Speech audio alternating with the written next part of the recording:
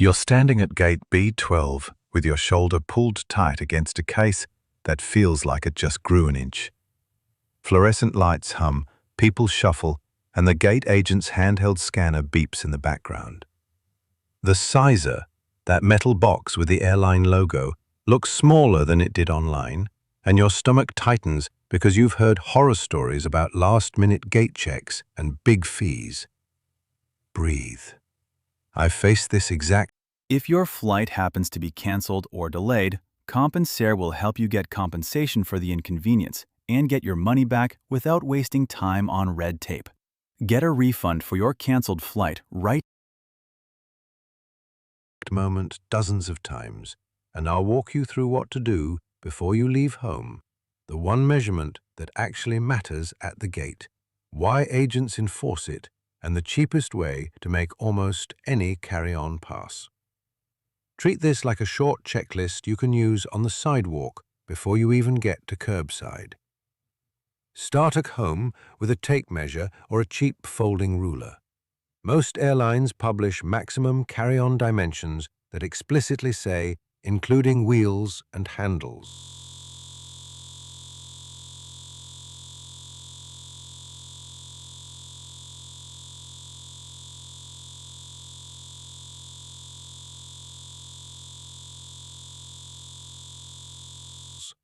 That phrase is not a suggestion. It means measure the bag fully assembled, handle up and wheels down, and include any non-removable pockets or straps.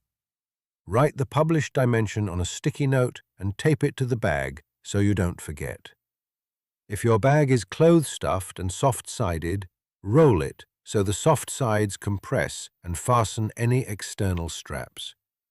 Next, compare the published number to the real-world tool, a cardboard box or a luggage sizer. Many airports sell inexpensive sizers in travel stores. Cut a cardboard rectangle, the published height and width, and tape it to a piece of plywood or the kitchen floor. Then stand the bag in it the way you would in the sizer, handle extended and wheels flat. If the bag fits with a half-inch to spare all around, you're in a comfortable zone. If you only have a few millimeters of wiggle room, assume the gate agent won't be generous. At the airport, keep a small tape measure in your pocket and remeasure quickly at the curb or check-in line. If you see the gate sizer, don't try to force the bag in with brute force. The sizer's edges and a quick visual are all agents need. Push the bag in gently. If it snags, take the handles off the top and fold down or compress soft sides, then try again. If you have external telescoping handles, collapse them fully. If your bag still won't go in, you have 3 practical choices. 1. Accept a gate check, sometimes free, sometimes charged. 2. Shift more into a personal item if rules allow. Or 3. Ask the gate agent whether you can check it at the ticket counter for the checked baggage rate. Why do airlines care so much? Think of the overhead bin like a fixed bookshelf with movable volumes. Every bag that sticks out changes the next bag's place, slows boarding, and increases the chance of something falling during taxi and turbulence.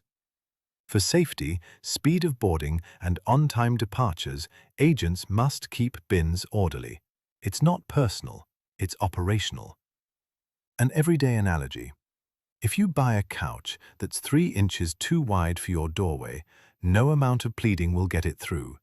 You have to measure first or bring the right tools. Now the concrete numbers you came for.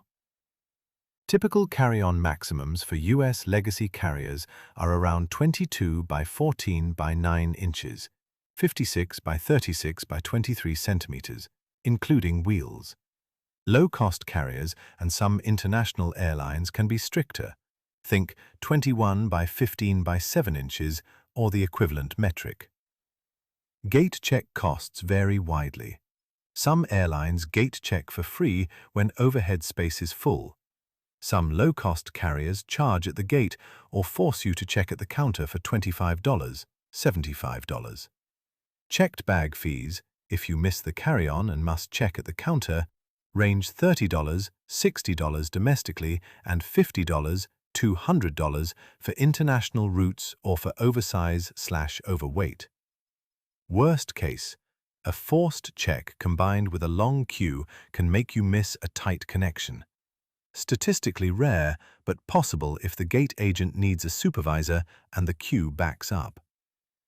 The cheapest, safest, and most practical solution: measure and condition your bag at home and choose flexible, soft-sided designs when you can.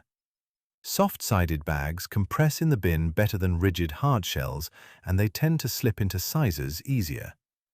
Put heavier items lower and near the wheels so the bag sits naturally on its base. Move bulky souvenirs or thick jackets into a smaller personal item, or wear the jacket on board. Use compression straps inside, not just external, to flatten layers. Internal compression keeps shapes predictable when the agent eyeballs your bag. A simple packing trick: place your laptop in a sleeve and inside the carry-on, not in the personal item if you can. A squishy personal item like a tote or soft backpack can be tucked under the seat even if your carry-on is going into the bin. Remember that some airlines count the personal item differently. Always read the fine print and check the airline's website for both carry-on and personal item dimensions. Many useful links can be found in the description. Here's one gate-tested trick I use. Buy or cut a small piece of thin plywood or a rigid folder, the exact published maximum dimensions, and keep it in your bag. At the gate, you can slide the folder over the bag to demonstrate its footprint. It's visual proof for an agent and takes 5 seconds. If you don't want to carry plywood, a full-size pizza box flattened to the dimensions works. Or tape a printed dimension card to a stiff magazine. This isn't cheating, it's simply showing the agent your bag conforms to their rule when measured the same way they measure. Now the sneaky fee and the misleading claim to watch out for. Some airlines advertise one free carry-on, but their basic economy fares actually limit you to a personal item only unless you pay for a higher fare or a priority boarding add-on. Booking websites and search portals sometimes bury that detail behind fare codes and asterisks. The trap appears at boarding. The agent will say your fare doesn't include a standard carry-on, then offer to let you pay to check or to upgrade your boarding for a fee. Refuse this upsell calmly by showing the fare rules on your airline app or calling the airline's helpline if needed. If the website's description misled you, take a screenshot and escalate on social media or through customer service. Airlines will often refund a fee if the ad was unclear and you escalate within 24-48 hours. Another misleading claim: some people assume weight matters at the gate for carry-ons. In most cases, airlines care about dimensions at the gate, not weight.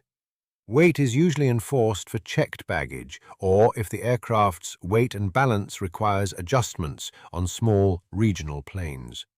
Don't assume your bag will be weighed at the gate for a regular narrow-body flight. The more likely issue is the bag not fitting the sizer. How to refuse the upsell. Stay polite, know your rights, and know the published dimensions and your fare class. Ask the agent to measure with their sizer. It's their tool and their standard. If the agent insists the bag is oversized, but you believe it fits, ask for a supervisor. This should be a short, calm exchange. If it escalates, you can accept the gate check and ask for a stamped receipt or baggage tag so you can contest charges later. Pack a small emergency kit, a collapsible shoulder bag, a packable jacket, and a foldable tote. If your carry-on is refused, move items you can't live without into the tote and keep it under the seat. That reduces the pain of a forced check and protects valuables like medications and electronics. A final practical checklist before you step into line. 1. Measure with wheels and handles extended. 2. Compress and secure soft sides. 3. Shift non-essential bulk into your personal item. 4. Keep a dimension card or stiff folder to show at the gate.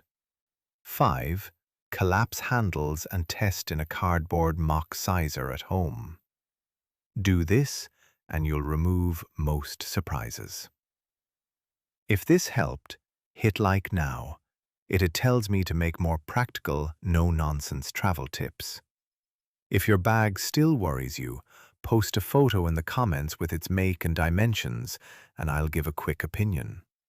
Subscribe and like if you want more clear tips for low-stress travel. That helps other nervous flyers find real answers, not clickbait. Thanks for watching, and safe travels.